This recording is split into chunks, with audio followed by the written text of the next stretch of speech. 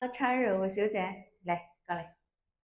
好啦，咁就今日睇港景峰嘅港景峰呢個兩房有露台嘅單位你睇嗰個斜斜地見到中上環嘅海景。好啦，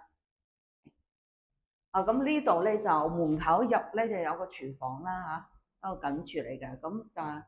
啲嘢咧就好舊啦，好殘舊。咁呢個單位係放緊賣526尺，係啦，2002年起樓係嘛？廿三四年啊，樓齡好啦，咁就廳啦呢度飯廳呢度咪客廳咯，兩廳直廳嚟㗎。咁呢邊向西嘅望到啲昂船洲望到少少海景啦咁呢個 IGC 啦前邊呢一度咧就係嗰個起 call 中心前邊呢一笪咧就西九文化區第日起樓嘅係會遮㗎。咁遮咧，但係遠海咧，你都仲有少少望，因為我哋呢個單位咧算比較高層嘅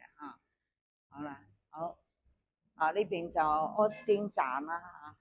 柯士甸站高鐵站啦咁交通就非常之方便啦咁仲有個露台，我哋呢個係高層嘅526尺，係好大嘅兩房係啦。其他嗰啲低層嗰啲咧係冇露台嘅，咁所以呢個單位係值錢嘅。咁業主開價咧又係1180萬，恒生銀行估價咧就1110萬嘅，有得傾嘅你過嚟。好啦，我哋又嚟參觀呢度咁呢個係房啦咁啲嘢啲電器係比較舊噶啦，廿幾年咁呢邊就洗手間有窗嘅，咁舊唔緊要，你買得嚟係嘛，肯定係要裝修啊嘛，係咪先？好啦，呢度主人房嚟㗎，係主人房嚟㗎有2米㗎啦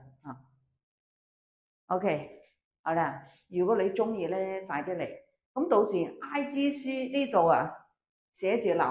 我已經租晒咁滯㗎啦新鴻基啲寫字樓好多精英嗰啲租客會入住㗎啦，今年嘅年尾啲嘅時間